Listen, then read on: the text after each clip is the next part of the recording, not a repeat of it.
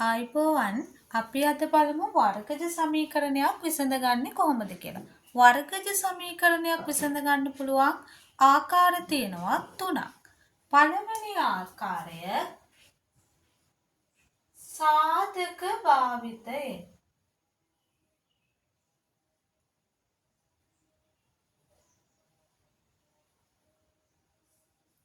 දෙවෙනි ආකාරය තමයි වර්ග පූර්ණය.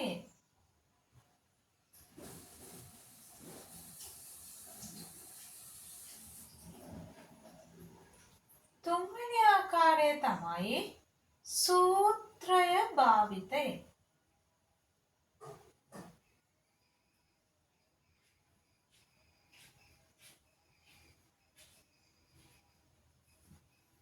අපි බලමු සාධක භාවිතයෙන් කොහොමද මුලින්ම වර්ගජ සමීකරණයක් විසඳගන්නේ කියලා.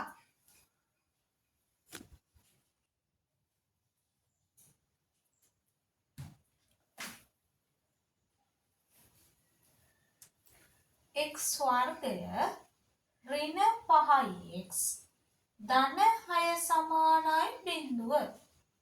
ධන 6 හැදෙන ආකාර තියෙනවා එක් වරක් 6 දෙවරක් 3.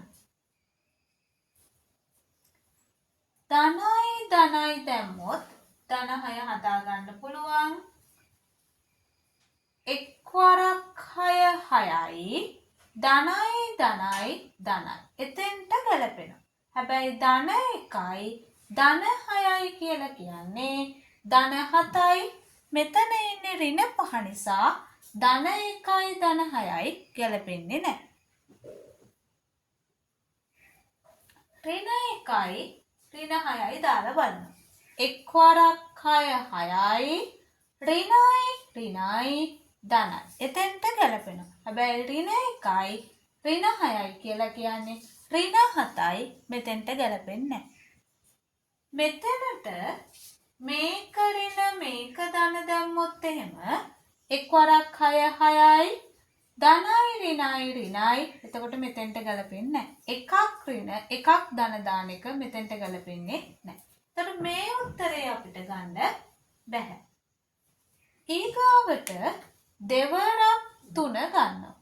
දෙවරක් 3 6යි ධනයි දැම්මොත් ධන 2යි ධන 3යි කියලා කියන්නේ ධන 5යි. එතකොට මෙතෙන්ට ගැලපෙන්නේ නැහැ. මේ දෙකටම ධන දාලා මේක කරගන්න බෑ.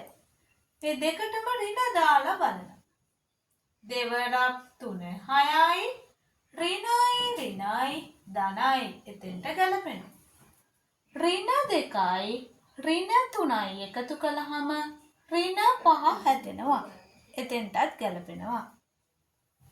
x වර්ගය ඍණ 2x ඍණ 3x ධන 6 සමානයි බිඳුවයි. මේ දෙන්න ගාවට යනවා. දෙන්නගෙන් එළියට ගන්න පුළුවන් කෙනා ගන්නවා. කවුද දෙන්න ගාවම ඉන්නේ?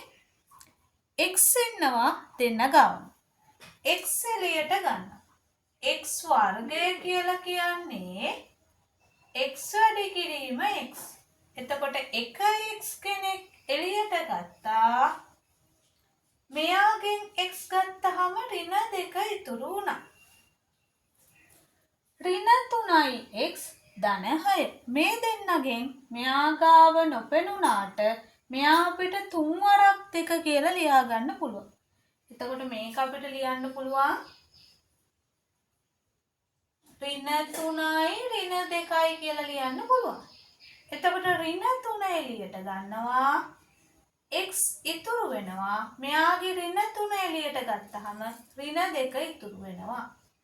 සාමාන්‍යයෙන් මේ බ්‍රැකට් එකට ආපු කෙනාම තමා මේකටත් එන්නේ. එතකොට වරහන් ඇතුලේ ඉන්න දෙන්න ලිව්වා x ඍණ 2 x ඍණ 3 සමානයි බිඳුව. වැඩි කිරීමක් බිඳුවට සමාන වෙන්නේ එක්කෝ මේක බිඳුව වෙන්න ඕනි එහෙම නැත්නම් මේක බිඳුව වෙන්න ඕනි. අපි උදාහරණයක් විදිහට ගත්තොත් 5 වරක් බිඳුව බිඳුව. බිංදුව වරක් 10 බිංදුවයි. දෙකෙන් කොයික හරි බිංදුව වුණොත් තමයි වැඩි කිරීමකදී උත්තරේ බිංදුව වෙන්නේ. එහෙනම් මේක බිංදුවට සමාන කරනවා x ඍණ 2 සමානයි බිංදුවයි. ඍණ 2 මෙහි යනවා ධන 2ක් වෙනවා. x ඍණ 3 සමානයි බිංදුවයි. ඍණ 3 එහෙ යනවා ධන 3ක් වෙනවා. වර්ගජ සමීකරණය විසඳුවාම x සමානයි 2යි x සමානයි 3යි කියන උත්තර දෙක හම්බ වෙනවා. වර්ගජ සමීකරණයක් සූත්‍රය භාවිතයෙන් විසඳන්නත් පුළුවන්. ඒ වගේම මේ වගේ සාධක භාවිතයෙන් විසඳන්නත් පුළුවන්.